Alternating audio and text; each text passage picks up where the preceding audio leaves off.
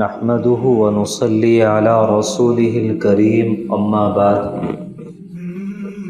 فأعوذ بالله من الشيطان الرجيم بسم الله الرحمن الرحيم يا أيها الذين آمنوا قوا أنفسكم وأهليكم نارا وقودها الناس والحجارة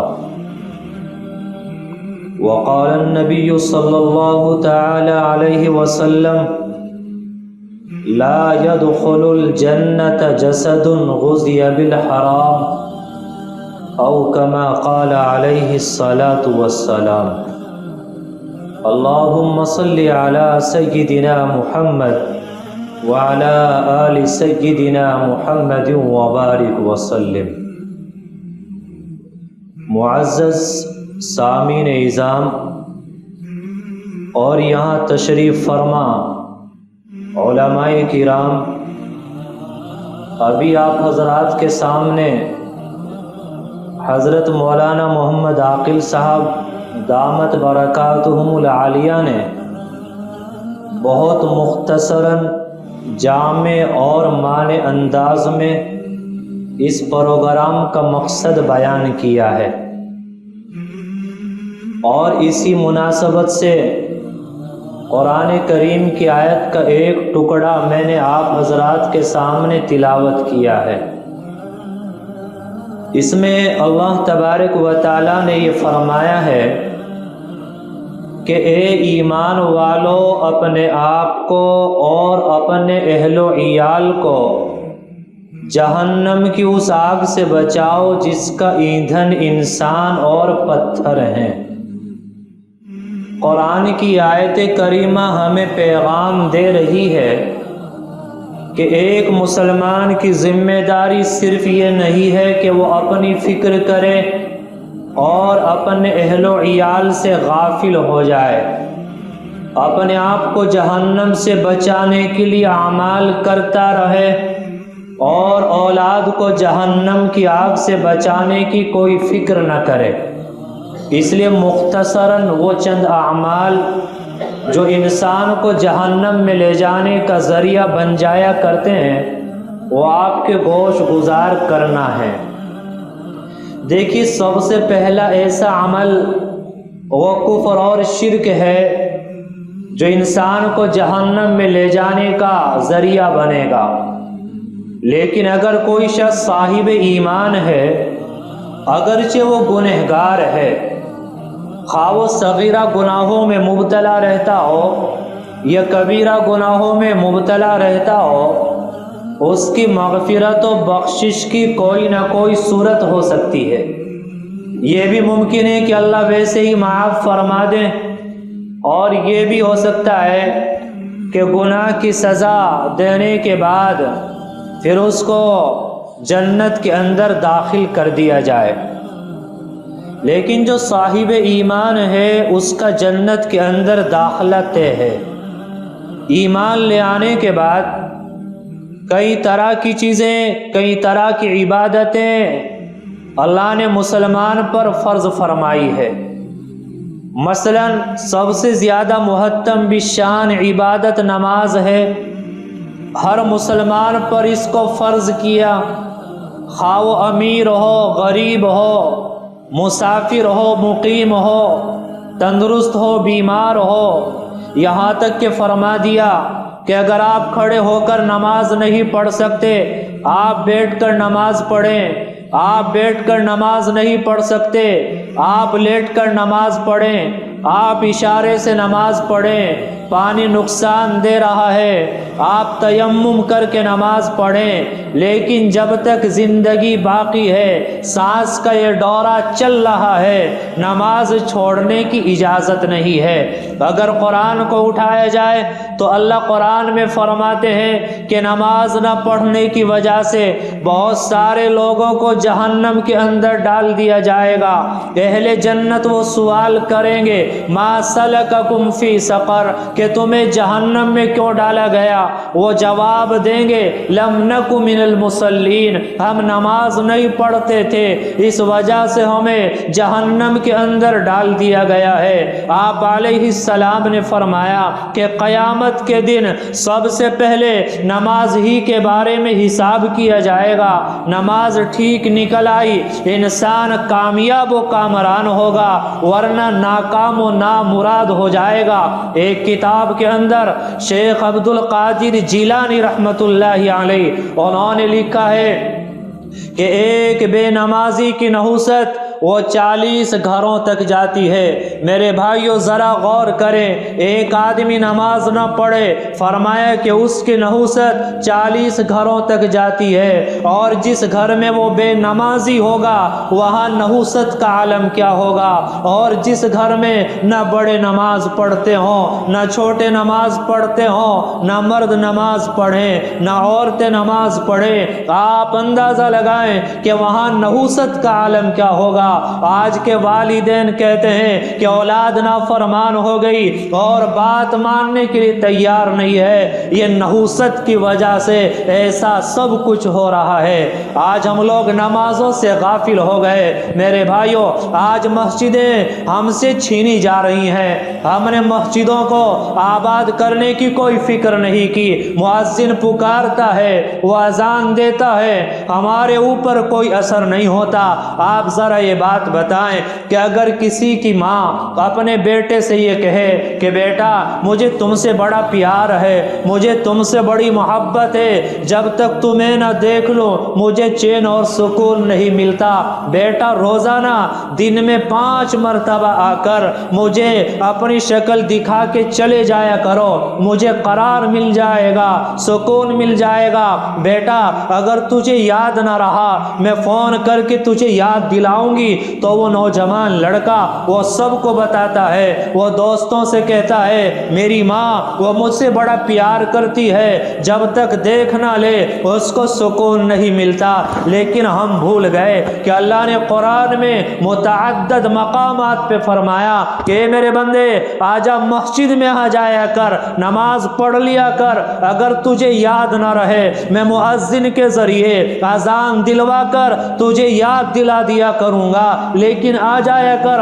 हमने माँ के बारे में बताया, कभी अल्लाह के बारे में नहीं सोचा कि मेरा अल्लाह वो मुझसे इतना प्यार करता है और 24 घंटे में 5 मरतबा मुझे अपने घर के अंदर बुलाना चाहता है।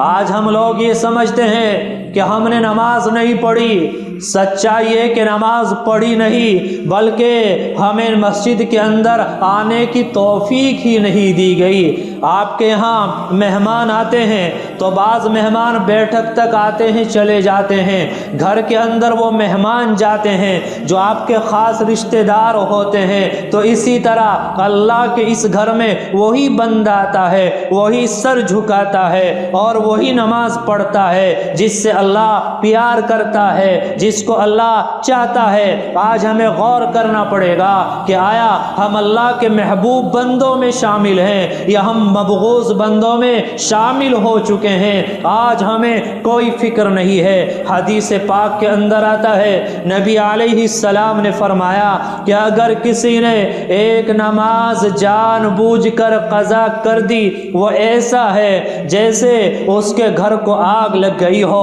और बीवी बच्चे सब के सब हलाक हो गए हों। आप अंदाज़ा लगाएं, आप अलैहिस्सलाम ने फरमाया कि नमाज का क़ज़ा कर देना ऐसा है जैसा कि घर के अंदर आग लग गई हो। मेरे भाइयों, एक आग तो वो होती है जो सुबह शाम हमें अपने घरों में नज़र आती है, लेकिन एक आग वो है जो आज हमारे घरों के अंदर लगी है, वो आग हमें नज़र नहीं आ रही है। आज हर आदमी टेंशन और डिप्रेशन का शिकार है, आपस में लड़ाई और झगड़े हैं, आज औलाद नाफरमान है, मियाँ बीवी में इख्तिलाफ है, भाई भाई में अदावत कहावतें हैं, पड़ोसी का दुश्मन बना हुआ है। आज आदमी कहता है कि बेटे ने नाक में दम कर दिया, कोई कहता है कि दामाद ने नाक में दम कर दिया।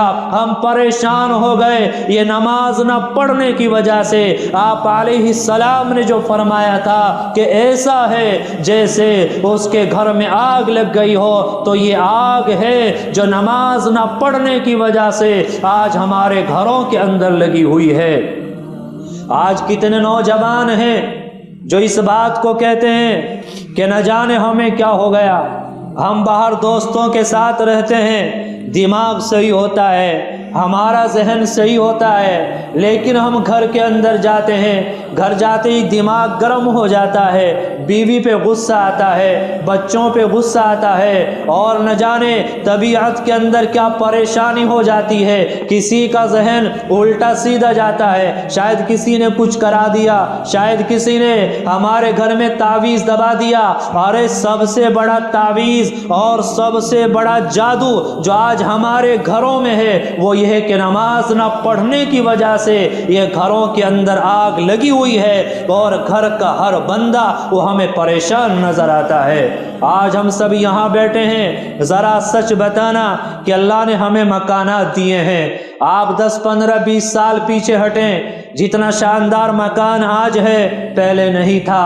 आज बाइकें हैं, पहले नहीं थी। आज गाड़ियां हैं, पहले नहीं थी। आज जितना पैसा आप कमा रहे हैं, आज से 15-20 साल पहले आप नहीं कमा रहे थे। और जितना सुकून की चीज़ें आज आपके पास हैं वो पहले नहीं थी। लेकिन सच बतलाना कि पहले से सुकून आया है ज़िंदगी में या हमारी परेशानियां बड़ी हैं। अरे मकान तो शानदार बन गया, टेल पत्थर तो आपने लगा लिए, गाड़ियां तो आपके पास आ गई, लेकिन घरों में सुकून क्यों नहीं? बीपी की गोलियां क्यों खाई जा रही हैं? टेंशन और डिप्रेशन क्यों है? दिल के अंदर ये आग क्यों लगी है? आप सच बताना। अल्लाह ने हमें मकान दे दिया तो हमें तो चाहिए था 2 रकात पढ़ के अल्लाह का शुक्र अदा करते, मौला हम इस काबिल नहीं थे, आपने मकान हमें आता कर दिया। मौला शानदार बैठक आपने हमें आता फरमाई है, हम तो इस काबिल नहीं थे कि हम गाड़ी में सफ़र करते। मौला आपने हमें गाड़ी आता फरमाई है, गाड़ी में बैठकर मकान में रहकर हम अल्लाह का शुक्र अदा करते। लेकिन ईमानदारी से बताना कि आज हमारे घरों के अंदर कुरान ज़्यादा पढ़ा जा रहा है या मोबाइल पर बदमाशियाँ ज़्यादा की जा रही हैं। आज गौर करें, अगर घर में 4 जवान बच्चे हैं तो अलग अलग चारपाई पर लेटे हैं, ऊपर कंबल ताने हैं, कानों में एयरफोन लगी है, मोबाइल पर बदमाशियां हैं, अरे रंडियों के नाच हैं, नंगी फिल्में हैं, अल्लाह की नाफरमानियां की जा रही हैं। आप बताइए कि अल्लाह की रहमतों का नुज़ूल होगा या नहुसतों का नुज़ूल होगा?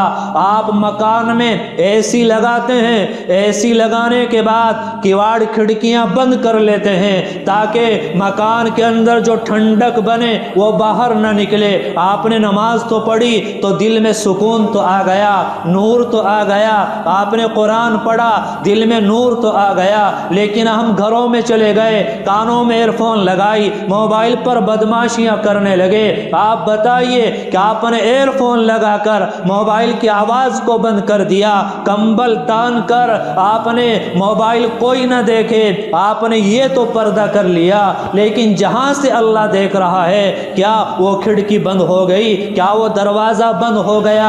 ज़रा सोचें, अल्लाह ने मकान दिया, बीवी दी और बच्चे दिए, क्या अल्लाह की नेमत का यही शुक्र अदा किया जा रहा है? मेरे भाइयों, जब इंसान नेक अमल करता है अल्लाह की तरफ से दिल पर सकीना नाजिल होती है, सुकून आता है, करार आता है, इत्मीनान आता है। लेकिन जब नज़र ख़राब होती है, दिल ख़राब होता है, अल्लाह की नाफरमानी की जाती है तो वो सारा चैन और सुकून ख़त्म हो जाया करता है। जब कोई गुनाह कर रहा होता है, मसलन मोबाइल पर फिल्में देख रहा है, तो अल्लाह उसकी आँखों को नहीं फोड़ते। अगर कोई हाथ से कोई गुनाह कर रहा है اللہ اس کے ہاتھوں کو نہیں کاٹتے۔ کوئی گناہ کرنے کے لیے جا رہا ہے، اللہ پاؤں کو نہیں توڑتے۔ سب سے پہلا عذاب جو اللہ کی طرف سے آتا ہے وہ انسان کے دل پر آتا ہے۔ آج ہم لوگوں نے سمجھ لیا کہ دینداری اس کا نام ہے کہ بس نماز پڑھی اور ہم سے بڑا دیندار کوئی نہیں۔ معاملات بالکل خراب ہیں، اخلاق بالکل خراب ہیں، اور مسجدوں سے باہر نکلے تو غیبتوں کا بازار گرم ہو گیا، اور گھر میں گئے تو موبائل پر بدماشیاں شروع ہو گئی۔ ہم ہر وقت نحوستوں میں زندگی جی رہے ہیں، تو آپ بتائیے سکون کہاں سے آئے گا؟ آج تو نہ ہمیں کوئی اپنی فکر ہے، نہ اولاد کی ہمیں کوئی فکر ہے۔ آج اولاد کی تربیت وہ موبائل کے سائے میں کی جا رہی ہے۔ آج بچہ روتا ہے اور ماں بچے کو سلاتی ہے۔ پہلے تو ماں الا اللہ کی لوریاں سناتی تھی، آج ماں بچے کو دودھ پلا رہی ہے اور ایک ہاتھ میں موبائل، فلم اور ناٹک دیکھ رہی ہے۔ آپ بتائیے بچے پر کیسے اثرات مرتب ہوں گے؟ ہم کس طرف جا رہے ہیں؟ ہمیں کوئی فکر نہیں ہے۔ نبی علیہ السلام کے زمانے کا ایک واقعہ لکھا ہے کہ ایک صحابی اللہ کے نبی کے پاس آئے اور آ کر کہا کہ اللہ کے رسول، میرے پاس ایک اونٹ ہے، میں اس کو کھلاتا ہوں، پلاتا ہوں، اس سے کام لیتا ہوں، لیکن رات میں جب میں سوتا ہوں تو وہ شور مچاتا ہے، چنگھاڑتا ہے اور مجھے سونے نہیں دیتا۔ آپ علیہ السلام نے فرمایا لے کے آؤ۔ تو وہ اونٹ کو لے کے آئے، اللہ نے اس کو قوت گویائی عطا فرمائی۔ اونٹ نے آ کر اللہ کے نبی کو سلام کیا تو آپ علیہ السلام نے فرمایا کہ یہ اونٹ، یہ تیرا مالک تیری شکایت کر رہا ہے، جب یہ تجھے کھلاتا ہے، پلاتا ہے اور تجھ سے کام لیتا ہے تو رات میں اسے سونے کیوں نہیں دیتا، شور کیوں مچاتا ہے، پریشان کیوں کرتا ہے؟ تو اس اونٹ نے ایک جواب دیا، کہا کہ اللہ کے نبی ٹھیک ہے، یہ میرا مالک ہے، مجھے کھلاتا ہے، پلاتا ہے، مجھ سے کام لیتا ہے، لیکن اے اللہ کے رسول، یہ رات میں عشاء کی نماز پڑھے بغیر سو جاتا ہے۔ تو میرے دل کے اندر یہ بات آتی ہے کہ اگر کل قیامت کے میدان میں اللہ نے یہ سوال کر لیا کہ اے اونٹ، تیرے برابر میں ایک بے نمازی پڑا سو رہا تھا، تو نے اسے بیدار کیوں نہیں کیا، تو میں اللہ کو کیا جواب دوں گا؟ میرے بھائیوں ذرا غور کریں، ایک جانور کو ڈر ہے اور وہ ڈر رہا ہے، میں اللہ کو کیا جواب دوں گا؟ آج کا مسلمان، آج کا حاجی، آج کا نمازی، وہ اپنے آپ کو سمجھ رہا ہے کہ میں تو صف اولا کا نمازی ہوں اور 5 وقتہ نماز میں حاضر ہو جاتا ہوں۔ ارے میاں، آپ گھر جاتے ہیں، آپ کی بیوی نے نماز نہیں پڑھی، آپ کے بیٹوں نے نماز نہیں پڑھی، آپ کی بیٹیوں نے نماز نہیں پڑھی۔ اگر کل قیامت کے میدان میں اللہ نے یہ سوال کر لیا کہ ہاں مجھے پتا ہے تو بڑا حاجی اور نمازی تھا، لیکن عشاء کی نماز پڑھ کے گھر میں گیا، تیری بیوی نے نماز نہیں پڑھی تھی، بیٹوں نے نماز نہیں پڑھی تھی، تو نے ان کو بیدار کیوں نہیں کیا؟ آپ بتائیے کہ ہمارے پاس اس کا کیا جواب ہوگا؟ میرے بھائیوں 2 چیزیں ہیں، دیکھیں، ایک ہمارا جسم ہے، ایک ہماری روح ہے۔ آپ کو سردی لگی، آپ نے چادر تانی تو آپ کے جسم کو سکون ملے گا۔ آپ کو گرمی لگی، آپ نے پنکھا چلایا، آپ نے اے سی چلائی، آپ کا جسم ٹھنڈا ہوگا، آپ کا دل اور دماغ ٹھنڈا نہیں ہوگا۔ یاد رہے کہ جسم کی غذا اور ہے اور دل اور دماغ کی غذا اور ہے۔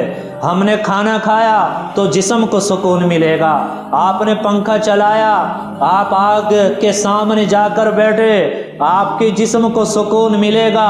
لیکن یاد رہے کہ نیک اعمال کرنے سے، قرآن کی تلاوت کرنے سے، اللہ کو یاد کرنے سے اور گناہوں کو چھوڑنے سے یہ اصل دل کی غذا ہے، پھر دل کو سکون ملتا ہے۔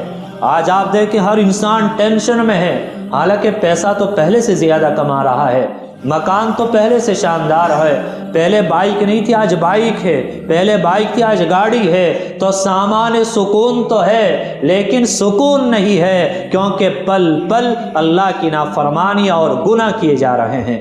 آج ہمارے معاشرے کے اندر سب سے بڑا فتنہ یہ موبائل کا فتنہ ہے۔ جس نے ہمارے نوجوانوں کو بالکل برباد کر کے رکھ دیا ہے۔ رات کو 2-2 3-3 بجے تک موبائل پر بدماشیاں ہوتی رہیں گی، اب صبح نماز کہاں ملے گی؟ اب جو اللہ برکات کا نزول فرماتے ہیں جن اوقات میں، وہ اوقات تو ہم نے سونے میں گزار دیے۔ آپ علیہ السلام نے فرمایا کہ صبح صبح اپنے کام کاروبار کے لیے جاؤ، برکتیں ہوں گی۔ تو 10-11 بجے تو آج کا مسلمان سو کے اٹھ رہا ہے، تو برکتیں کہاں سے اس کو مل جائیں گی؟ تو بے شمار گناہ ہیں جو ہمارے معاشرے کے اندر پھیل چکے ہیں۔ آپ دیکھیں الحمدللہ مسجد بڑی شاندار ہے اور بڑی مسجد ہے، نمازی کہاں ہے؟ میرے بھائیوں، پھر گھروں میں سکون کیسے آئے؟ یہ ایک آگ لگی ہے، آج آگ لگی ہوئی ہے۔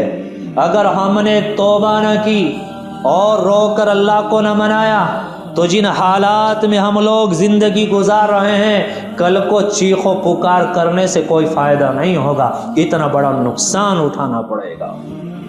آج کتنے گناہ ہیں جو پھیل چکے ہیں، مسجدیں خالی ہیں۔ ابھی کہہ دیا جائے کہ بھائی جلوس نکالنا ہے اور احتجاج کرنا ہے، ہر مسلمان جھنڈا ہاتھ میں لے کے نکل جائے گا۔ ارے اللہ کا منادی روزانہ پکار رہا ہے نماز کے لیے آ جاؤ، وہ اذان کی آواز کانوں میں نہیں جاتی۔ اللہ کے اس حکم کو پورا کرنے کے لیے ہم لوگ مسجد میں نہیں آتے، اور ہر وقت کا گناہ، اللہ کی نافرمانیاں اور انہی چیزوں میں ہم مبتلا ہیں۔ تو گناہ تو بہت سارے پھیلے ہوئے ہیں۔ ایک تو نماز نہ پڑھنا، اس کی طرف اشارہ کیا۔ دوسرے موبائل کا فتنہ۔ میرے نوجوان دوست بیٹھے ہیں، خاص طور سے ان سے کہوں گا کہ اپنے آپ کو موبائل کے فتنے سے بچائیں۔ پیسے کا بھی ضیاع ہے، وقت کا بھی ضیاع ہے، اور عزتوں کے ضائع ہونے کا ذریعہ بھی بن رہا ہے۔ یہ بہت بڑا فتنہ ہمارے لیے بنا ہوا ہے۔ اور اس کے بعد 2 گناہ اور بہت بڑے ہیں۔ گناہ تو بہت سارے ہیں، اگر فہرست بیان کی جائے، ان کو بیان کیے جائے، ایک بہت لمبا وقت درکار ہوگا اس کے لیے۔ لیکن تمام گناہوں میں 2 گناہ ایسے ہیں کہ جن کے لیے اللہ تعالیٰ نے باقاعدہ اعلان جنگ کیا ہے۔ ایک گناہ تو سود کا گناہ ہے۔ اللہ نے قرآن میں فرمایا فَإِن لَّمْ تَفْعَلُوا فَأْذَنُوا بِحَرْبٍ مِّنَ اللَّهِ کہ اے لوگو سودی لین دین سے باز آ جاؤ۔ اگر سودی لین دین سے باز نہیں آتے تو اللہ سے لڑنے کے لیے تیار ہو جاؤ۔ میرے بھائیوں، آج ان لوگوں نے یہ سود کا پیسہ گھر گھر پہنچا دیا ہے۔ آج مسلمان سود کے پیسے میں عام طور پر مبتلا ہے۔ آج زمینوں پر لون ہے، گاڑیوں پر لون ہے، اور ڈیری اور نہ جانے کیسے کیسے سود ہمیں دیا جا رہا ہے، اور گھروں کے اندر اس کو داخل کر دیا گیا۔ آپ بتائیے، جب لون کرا کر مکان بنایا گیا، اس مکان میں رہنے والے نماز کیسے پڑھے؟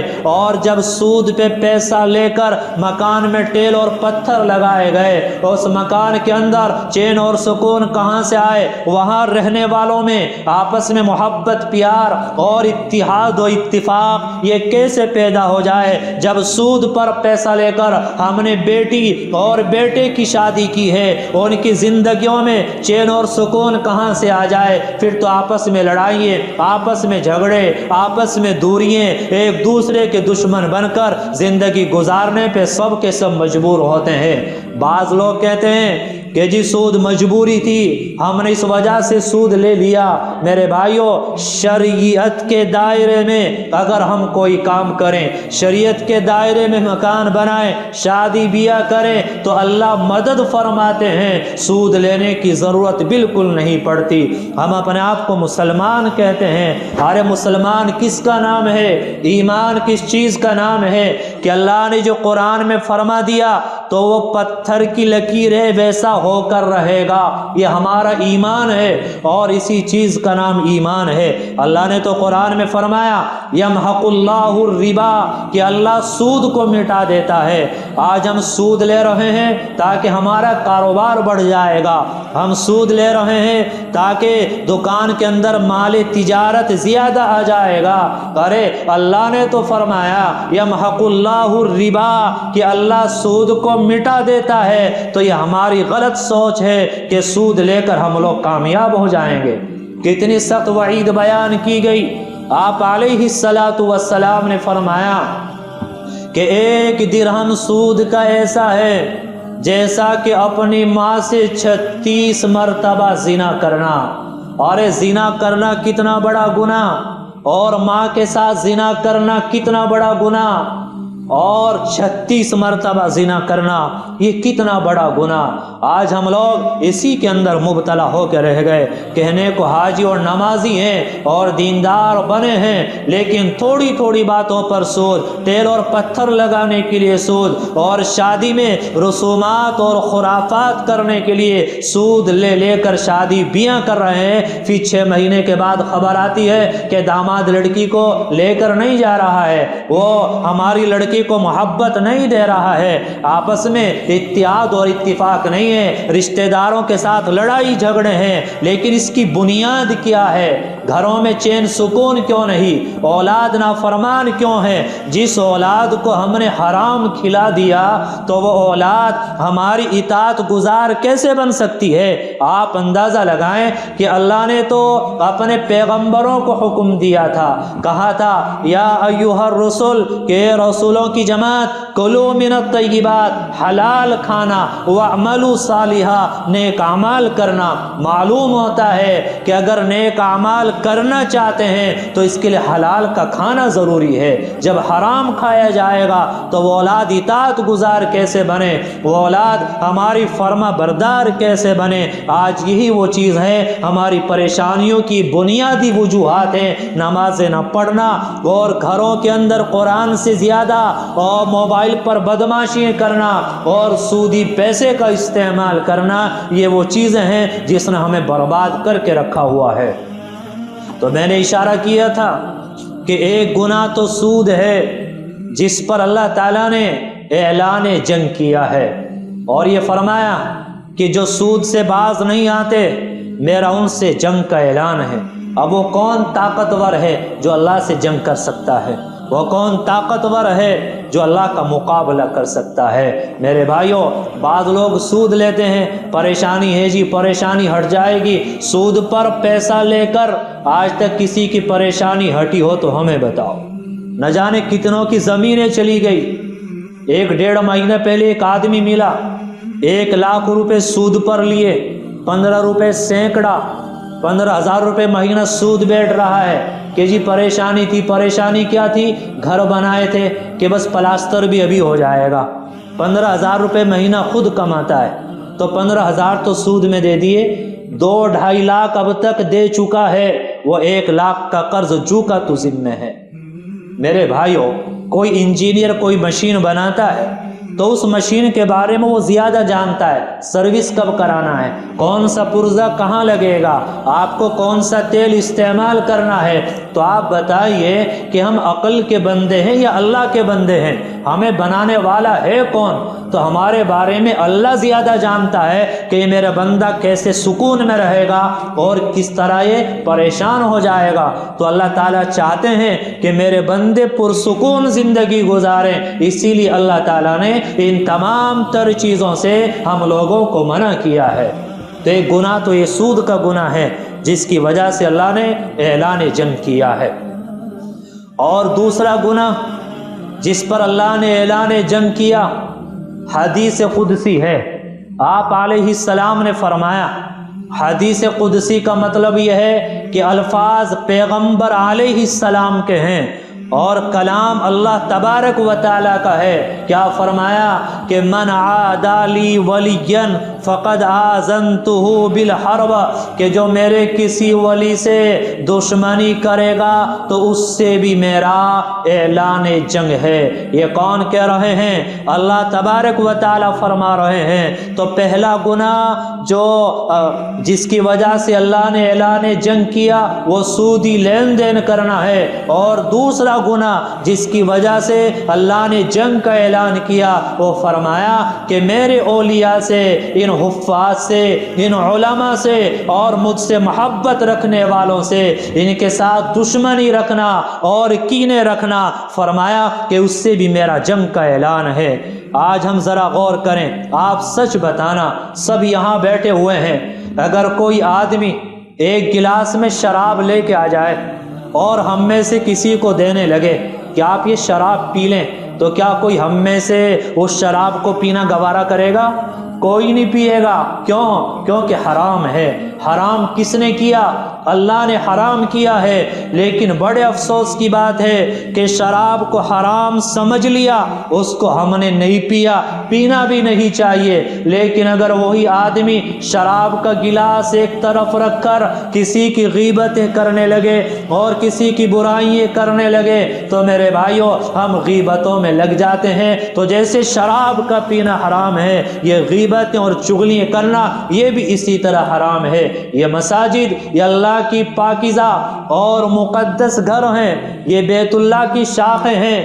کیا یہاں بیٹھ کر کوئی شراب پی سکتا ہے؟ ارے سچا مسلمان وہ تو باہر بھی نہیں پی سکتا، اللہ کے گھر میں کیسے پی سکتا ہے؟ لیکن وہی نمازی، وہی حاجی، وہی صف اولیٰ میں آنے والا اگر مسجد میں بیٹھ کر وہ انہی علماء کی برائیاں کرے، انہی اماموں کی غیبتیں کرے، اور امام کا مقام کیا ہے؟ آپ اندازہ لگائیں، ہمیں سکھایا جا رہا ہے کہ آپ نے نماز شروع کی، امام نے اللہ اکبر کہا، اس سے پہلے آپ نیت نہیں باندھ سکتے، نماز نہیں ہوگی۔ امام رکوع میں جائے گا تو تم رکوع میں جاؤ گے، وہ سجدے میں جائے گا تم سجدے میں جاؤ گے، جب تک وہ سلام پھرا کر نماز ختم نہ کر دے آپ سلام پھرا کر نماز ختم نہیں کر سکتے۔ میرے بھائیوں یہ مصلح نبوت ہے، یہ انبیاء کے وارث ہیں، لیکن بڑے افسوس کی بات ہے جس امام کے پیچھے نماز پڑھی ہے، جس کو زبان سے امام کہہ رہے ہیں اور مان رہے ہیں، ارے باہر بیٹھکوں کو چھوڑیے میرے بھائیوں، اسی مسجد میں صف اولیٰ میں بیٹھ کر اسی امام کی برائیاں اور اسی کی غیبتیں کی جاتی ہیں۔ علامہ ابن عبد البر رحمۃ اللہ علیہ بہت بڑے محدث ہیں، فرماتے ہیں کہ لوگوں غیبت کرنا ایسا ہے جیسا کہ مردار بھائی کا گوشت کھانا، اور فرمایا کہ سنو علماء کا گوشت یہ بڑا زہریلا ہوتا ہے، اگر ان کا گوشت کھاؤ گے یعنی ان کی غیبتیں، ان کی برائیاں، بلا وجہ کی دشمنی اور عداوتیں ان کو پالو گے تو فرمایا کہ ہلاک ہو جاؤ گے۔ حضرت مولانا رشید احمد گنگوہی رحمۃ اللہ علیہ انہوں نے فرمایا کہ جب کسی کا انتقال ہوتا ہے اور جنازہ قبر کے اندر رکھا جاتا ہے تو آپ نے دیکھا ہوگا کہ اس کا چہرہ قبلے کی طرف کیا جاتا ہے۔ فرمایا کہ وہ آدمی جو علماء سے، ائمہ سے اور انبیاء کے وارثین سے بغض اور عداوت رکھتا ہو، ان کی غیبتیں کرتا ہو اور ان کی برائیاں کرتا ہو، فرمایا کہ وارثین دفنا کے آتے ہیں، اللہ کے فرشتے آتے ہیں اور اس آدمی کا چہرہ قبلہ رو سے ہٹا کر دوسری طرف کر دیتے ہیں اور اللہ کا عذاب شروع ہو جاتا ہے۔ میرے بھائیوں میں کہتا ہوں آپ کے امام، آپ کے مدرسہ چلانے والے، آپ کی بستیوں میں آنے والے یہ بھی ایک انسان ہے۔ میں کہتا ہوں غلطی ہو سکتی ہے، کسی بھی انسان سے غلطی ہو سکتی ہے، لیکن سچ بتانا اللہ کے نبی نے فرمایا کہ جو آدمی 40 دن تک تکبیر اولیٰ کے ساتھ نماز پڑھے، تکبیر اولیٰ فوت نہ ہو تو کتنے پروانے دیے؟ ایک تو نفاق سے بری ہونے کا پروانہ دیا اور دوسرے جہنم سے بری ہونے کا پروانہ دیا۔ تو جب جہنم سے بری ہونے کا پروانہ مل گیا تو وہ جنتی ہے نہیں ہے؟ تو میرے بھائیو آپ کے سامنے میں کہتا ہوں انسان ہے، خطائیں کسی سے بھی ہو سکتی ہے، لیکن وہ آپ کے سامنے تکبیر اولیٰ کے ساتھ نماز پڑھ رہے ہیں۔ ہماری نمازیں بھی آگے پیچھے ہوتی ہیں، تکبیر اولیٰ تو اکثر کی چھوٹ جاتی ہے، امام کی تو تکبیر اولیٰ ہوتی ہے، اس کو تو ملتی ہے۔ تو اللہ کے نبی کی حدیث کی روشنی میں یہ جنتی روحیں ہیں اور ہمارے دلوں میں انہی کی طرف سے عداوتیں ہیں۔ آج ابھی آپ کو بتلا دیا جائے کہ فلاں جنگل میں جی فلاں اللہ والے ہیں، سب دوڑے دوڑے چلے جائیں گے، لیکن یہ آپ کے سامنے یہ مسجدوں کا ماحول، مسجد میں رہنا، نمازیں پڑھنا، نفلیں پڑھنا، قرآن کی تلاوت کرنا، ان کی کوئی عظمت ہمارے دل کے اندر نہیں ہے۔ آپ علیہ السلام نے کیا پیغام دیا؟ آپ نے فرمایا اغدو عالماً، کہ عالم بن جانا، او متعلماً، یا طالب علم بن جانا۔ اگر آپ نہ عالم بن سکتے نہ آپ طالب علم بن سکتے تو فرمایا او مستمعاً، کہ ان علماء سے دین کی باتوں کو سننے والے بن جانا۔ آپ کے یہاں جلسہ ہو، آپ کے یہاں کوئی عالم آئے ہوئے ہوں، اللہ اور اس کے رسول کی باتیں سنائے تو تم ان باتوں کو سننے والے بن جانا۔ آگے فرمایا کہ اگر آپ نہ عالم بن سکتے، نہ طالب علم بن سکتے، نہ دین کی باتوں کو سننے والے بن سکتے، تو فرمایا او محبن، کہ ان علماء سے محبت کرنے والے بن جانا۔ آگے فرمایا پیغمبر علیہ السلام نے وَلَا تَكُنِ الْخَامِسَةَ، کہ پانچویں ہرگز مت بننا۔ اگر پانچویں بنو گے یعنی ان کی غیبتیں کرنے والے، ان کی برائیاں کرنے والے، ان سے دشمنیاں رکھنے والے، اللہ واسطے کا بیر رکھنے والے، فرمایا کہ ہلاک ہو جاؤ گے۔ یہ اللہ کی اس گھر میں بیٹھ کر کہہ رہا ہوں، اپنی طرف سے نہیں کہہ رہا ہوں، منتخب احادیث کے اندر بھی حدیث موجود ہے اور مسلم شریف کے اندر یہ روایت موجود ہے۔ آپ علیہ السلام نے فرمایا کہ اگر پانچویں بنو گے تو ہلاک ہو جاؤ گے۔ آج کل یہ کیا فسانہ چلا ہوا ہے، بعض لوگ کہتے ہیں کہ جی 5 سال میں تو پردھان بدل جاتا ہے، امام کیوں نہیں بدلا جا سکتا؟ یہ کیا چیز ہے؟ ٹھیک ہے میرے بھائیوں، آپ یہ نہ سوچیں کہ یہ علماء اور یہ ائمہ مجبور ہیں، یہ مجبوری میں اس کام کو کر رہے ہیں۔ آپ سے اچھے کاروبار کر سکتے ہیں، آپ سے اچھی تجارت ہے، آپ سے زیادہ اچھے تعلقات ہیں، یہ بیچارے اپنے بڑوں کے ساتھ جڑے ہوئے ہیں، ہر چھوٹا بڑے کے ساتھ جڑا ہے، پریشانی آتی ہے اپنے بڑوں کو بتا دیتے ہیں، وہ کہتے ہیں بیٹا صبر کرو۔ آپ علیہ السلام نے بہت سارے حالات کا سامنا کیا، آپ بھی کریں، یہ ایسے مجبوری نہیں ہے، یہ تو اللہ کے دین کی خدمت ہے، وہ کر رہے ہیں۔ اور آپ علیہ السلام نے فرمایا کہ ایک وقت وہ آئے گا کہ مسجدیں بھری ہوں گی اور نماز پڑھانے کے لیے مصلی پر جانے والا کوئی نہیں ملے گا، اور لگ رہا ہے کہ شاید ہم ان حالات کی طرف تیزی کے ساتھ چلتے چلے جا رہے ہیں۔ آج کل جو نوجوان نسلیں ہیں، پوچھے آپ عالم بن گئے کیا کریں گے؟ تجارت، کیوں بھائی تجارت کیوں کر رہے ہیں؟ کہ جی تنخواہ کم ملے چل جائے گا، وقت پر کھانا نہ ملے وہ بھی چل جائے گا، لیکن عزت چاہیے، بے عزتی برداشت نہیں ہوتی۔ کہنے کو تو امام کو ہم نے اپنا مقتدی مانا، اور جس کے جی میں جو آتا ہے وہ کہہ دیتا ہے۔ میرے بھائیوں، ہم ذرا سنبھلیں، اور کوئی بھی مسلمان ہو اگر دل کے اندر علماء کی طرف سے، ائمہ کی طرف سے یہ سب چیزیں ہوتی ہیں نا، اور پلاننگیں ہوتی ہیں، بدنام کرو امام کو، کرو پلاننگ اس کے خلاف، تو آپ سب جانتے ہیں نا، ذرا اس گھر کا جائزہ لے لینا۔ جو مسجدوں میں آج ہماری ساری راجنیتی، سارے خاندانی جھگڑے اور ساری آپسی بیر، وہ کہاں چلتا ہے؟ مسجدوں میں اور مدرسوں میں۔ تو جو لوگ ایسا کرتے ہیں، اللہ نے ہوش عقل سب کو دیا ہے، ان گھروں کا ذرا جائزہ لینا، ان گھروں کے اندر آپ کو چین اور سکون نہیں ملے گا۔ آپ سچ بتائیں، اگر آپ کا کوئی پڑوسی آپ کے گھر میں آپ کے بچوں کو آپس میں توڑ کرا کے لڑائی کرائے، تو آپ اس پڑوسی کو پسند کریں گے؟ آپ اس کو دوست جانو گے، دشمن جانو گے؟ تو جو آدمی اللہ کے اس گھر میں شور کرائے، اختلافات کرائے، لڑائیاں کرائے، تو اللہ کیسے ان لوگوں کو پسند کرے گا؟ اس کے اثرات تو اس کو اپنی نسلوں میں دیکھنے پڑیں گے۔ حضرت مولانا عمر پالن پوری رحمۃ اللہ علیہ، انہوں نے فرمایا کہ جو علماء کی توہین کرے، فرمایا کہ 10 نسلوں میں کوئی عالم دین پیدا نہیں ہوتا، اور اگر ہو بھی جائے تو اللہ اس سے دین کا کام نہیں لیتے۔ تو میرے بھائیو، گناہ تو بہت سارے ہیں، لیکن سب کچھ ہمارے پاس، لیکن زندگی میں چین نہیں، سکون نہیں، ہم پریشانیاں کیوں ہیں؟ ہم سمجھے کہ جی میں تو نماز بھی پڑھ رہا ہوں، میں تو نفلیں بھی پڑھ رہا ہوں، میں تو اتنی تسبیحات بھی پڑھ رہا ہوں، بہت اچھی بات ہے آپ پڑھ رہے ہیں، لیکن نیچے گناہ کتنا ہو رہا ہے؟ یہ زہر دل کے اندر کتنا بھرا جا رہا ہے؟ شیطان کا قابو ہمارے اوپر کتنا ہے؟ امام بخاری رحمۃ اللہ علیہ جب ان کو امیر بخارا نے نکالا اور ان سے دشمنی کی، تو انہوں نے اللہ کے سامنے ہاتھ اٹھائے اور یہ کہا کہ اے اللہ، اس کو اور اس کی نسلوں میں اس کا بدلہ دکھا دے۔ چنانچہ 1 مہینہ گزرا تھا کہ حاکم نے اس امیر کو معزول کر دیا، اور منہ کالا کر کے گدھے پہ بٹھا کے شہر میں گھمایا گیا، جیل کے اندر ڈال دیا گیا۔ 1 مہینے کے بعد پھر انتقال ہو گیا۔